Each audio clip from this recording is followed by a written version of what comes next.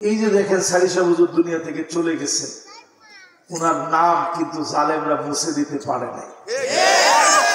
পৃষ্ঠায় পৃষ্ঠায় তোমরা বই লিখেছ, নাটক সিনেমা ড্রামা তৈরি করে রাজাকারের নাটক সাজিয়েছ, দিনের পর দিন রাজাকার বলে গালি দিয়েছ, প্রিয় আল্লামার নাম তোমরা মুছে দিতে পারো না। কি প্রমাণ হইল? প্রমাণ হইল জালেমের জুলুমে মুমিনের দাম কমে না, ঠিক কিনা বল? অথচ তাদের নেতাগুলা এমন নেতা, ডান দিক দিয়ে হেঁটে গেলে মানুষ বাম দিক দিয়ে যেত আর বলতো আল্লাহ আজকে যদি কোন রকম বাঁচায় দেন মসজিদে 50টা টাকা দিবে। ঠিক তো কয় না? এরকম তাদের চেহারা ছিল। আলজামাহুশ শায়তান, দেখলে মনে হতো ঠোঁটে ঠোঁটে, চোখে চোখে, কথায় কথনে, বলনে চলনে পুরাপুরি শয়তান হেঁটে যাচ্ছে। রাসূলুল্লাহর হাদিস বললাম, আপনার মনে একটু দুঃখ লাগতে পারে যে হুজুর এত কঠিন করে বলল।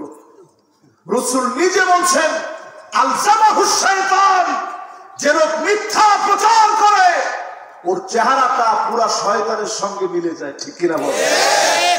এই জন্য আমাদের দেশে একজন বিচারপতি ছিল, এরকম বিচারপতি ভাবতো ভাব, মানুষ তারে কম আদর যত্ন করে নাই, সোহাগ ভালোবাসা দিয়ে কলা পাতার মধ্যে শোয়ে গেছে। এরপরে সিলেটে তাকে এমন মেহমানদারি করছে, আজিম মেহমানদারি, যেই মেহমানদারির বর্ণনা দিয়ে শেষ করার মতো নয়। আল্লাহ প্রমাণ করে দিল, যাকে আল্লাহ ভালোবেসে ফেলবেন জিবরিলকে ডেকে বলবেন ইন্নী উহিব্বু ফুলানান ফাহিব্বুহু, ও জিবরিল তুমি ভালোবেসে ফেলো, আমি ভালোবাসি। আসমানের ভিতরে ঘোষণা হয়ে যাবে, জমিনের ভিতরে ঘোষণা হয়ে যাবে, একজন একজন করে মানুষের কানে কানে যিনি ভালোবাসা ছড়ায় দিবেন তিনি কি?